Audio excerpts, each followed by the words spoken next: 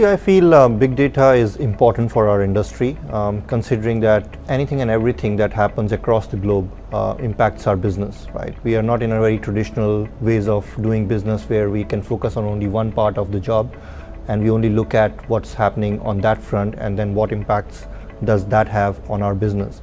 Today, what's happening on the oil price, what's happening in the economy, what's happening in the stock exchange, anything and everything will impact our business. There are various data points available for that, but totally depends on how you are using it. Within Intercontinental Hotels Group, we do look at the traditional data sources, which is all of our internal data sources, all the inward looking data sources, what is there on the books, what is my pace versus last year, the traditional data sources. But we try and go a step beyond that. So we try and look at what's, for example, the airline pace. So there are tools available today that tell you what's the volume of human traffic coming into a gateway city.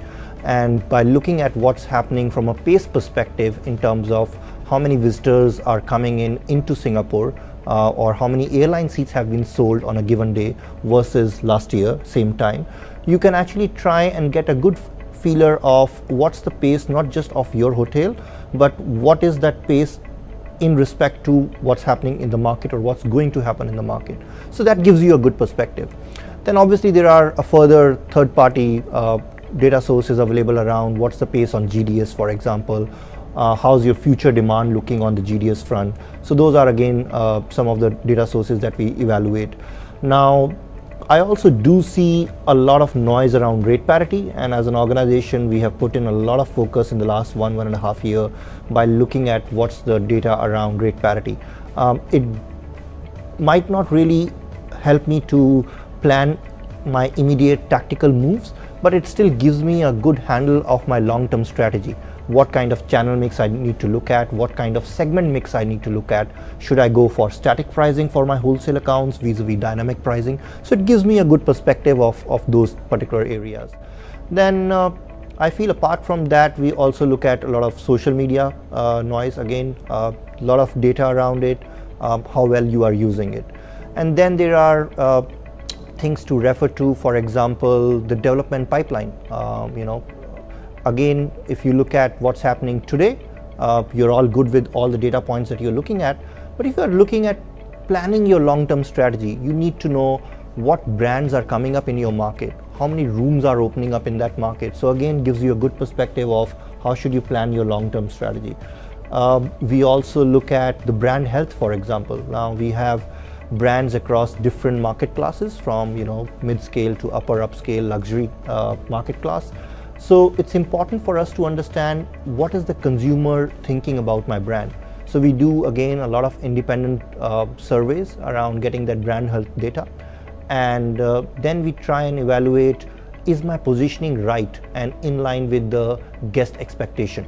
Now, on a daily basis, a revenue manager might not be looking at it, but again, these are some of the different data sources that you might want to look at from time and again. And it will help you to plan your medium to long-term strategy in a very nice way. From an analytical analytical background, we do get a lot of requests for new data. We get a lot of requests for new analysis. And the questions we really ask every time to those stakeholders is, what is the problem? What is the objective that you're trying to solve for?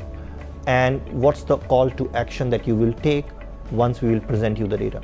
I'll give you a classic example. Like for last year, in fact in late 2014, we started analyzing the drop in oil prices, right? That was a time when the oil price started moving down from a $100 plus to a double digit. We started doing that analysis. Now, it did give us a good perspective, and there was a reason behind it. Why? Because I look after Asia, Middle East and Africa. We have a heavy exposure of our luxury hotels and upper class hotels in the Middle East. So we are dependent on whatever happens in Middle East will impact our overall AMEA revenues. Now, when we did that research or that analysis internally, we went on to the second call to action, which was to then analyze how many of my global accounts, for example, have exposure to the energy sector, because that would give me a clear indicator that in 2014, late 2014, how many accounts might drop their business or volumes in 2015 and 2016, right? So we looked at one analysis, but we had a call to action, and therefore we kind of joined that analysis into what's the output for us. So it kind of helped us to put things in perspective. If you are the owner of that data, I would really ask that question in terms of what data set and data sources are we talking about, because within a lot of the functions, right, for example, loyalty or marketing or the commercial side of it, the definition of data sources might be different.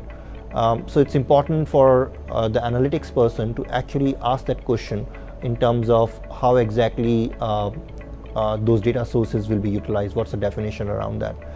And then we also try and analyze what's the timeline in terms of the analysis when it's required, right? If you're looking for analysis to be given in a month's time, what is the data source that I'm looking at? So again, to give you an example, if I'm analyzing social media data, now the social media data is a very fast data, right? It can come in and it can go out. By the time you analyze it and by the time you prepare your report, that data might not be relevant. So it totally depends on what's the data set. Is that data changing by the minute, by the second, by hour, by month? I am a great fan of big data. I love big data, but at the same time, I think from a hotel's perspective, you should be focusing more on the clean data, because when you move on to a big data journey at the property level or in a hotel organization level, there is a 100% chance that you will get a lot of noise in the data. So the more focus you have on the cleanest data possible, and you are very clear on the objective of why you are moving towards the big data, will hold the key on how you really go about putting up a strategy for your organization. First answer is strategy. You need to have a plan around it. You need to have a strategy around it. Secondly, everyone wants the data. Nobody wants to own the data. So at the property level, within the organization, make sure that you have a dedicated owner for the data.